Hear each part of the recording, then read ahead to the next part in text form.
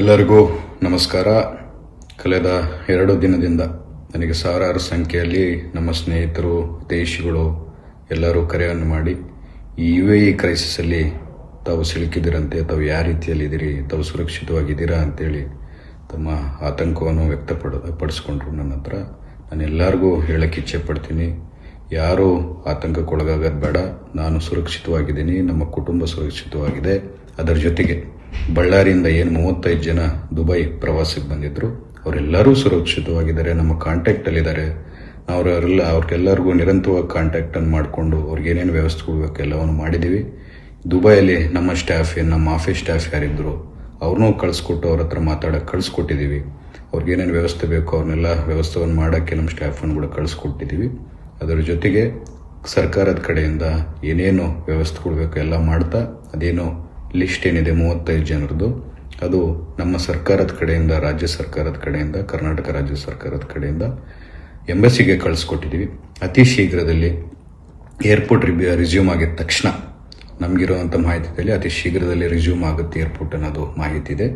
Airport resume ಆಗಿದ ತಕ್ಷಣ 35 ಜನನ ನಮ್ಮ ಬಳ್ಳಾರಿಗೆ ಸೇರಿದಂಥವ್ರನ್ನ ನಾವು ನಮ್ಮ ರಾಜ್ಯಕ್ಕೆ ಕರ್ಕೊಂಡ್ಬರ್ತೀವಿ ಅಂತ ಹೇಳ್ತಾ ನನ್ನ 2 ಮಾತನ್ನು ಮುಗಿಸ್ತಿದ್ದೀವಿ. ಜೈ ಹಿಂದ್, ಜೈ ಕರ್ನಾಟಕ.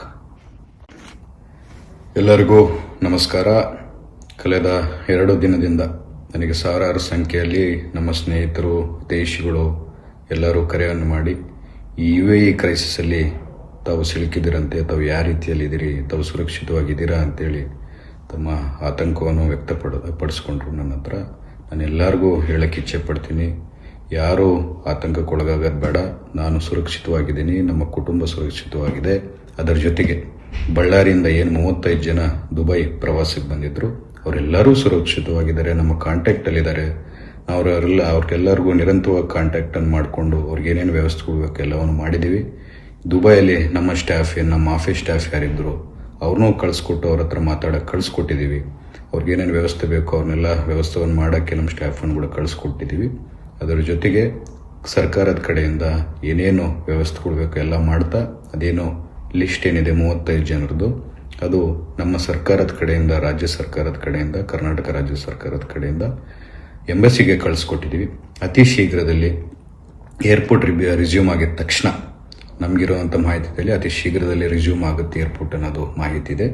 ಏರ್ಪೋರ್ಟ್ ರಿಸ್ಯೂಮ್ ಆಗಿದ ತಕ್ಷಣ 35 ಜನನ ನಮ್ಮ ಬಳ್ಳಾರಿಗೆ ಸೇರಿದಂಥವ್ರನ್ನ ನಾವು ನಮ್ಮ ರಾಜ್ಯಕ್ಕೆ ಕರ್ಕೊಂಡ್ಬರ್ತೀವಿ ಅಂತ ಹೇಳ್ತಾ ನನ್ನ 2 ಮಾತನ್ನು ಮುಗಿಸ್ತಿದ್ದೀವಿ. ಜೈ ಹಿಂದ್, ಜೈ ಕರ್ನಾಟಕ.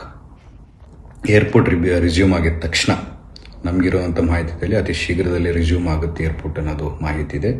ಏರ್ಪೋರ್ಟ್ ರಿಸ್ಯೂಮ್ ಆಗಿದ ತಕ್ಷಣ 35 ಜನನ ನಮ್ಮ ಬಳ್ಳಾರಿಗೆ ಸೇರಿದಂಥವ್ರನ್ನ ನಾವು ನಮ್ಮ ರಾಜ್ಯಕ್ಕೆ ಕರ್ಕೊಂಡ್ಬರ್ತೀವಿ ಅಂತ ಹೇಳ್ತಾ ನನ್ನ 2 ಮಾತನ್ನು ಮುಗಿಸ್ತಿದ್ದೀವಿ. ಜೈ ಹಿಂದ್, ಜೈ ಕರ್ನಾಟಕ.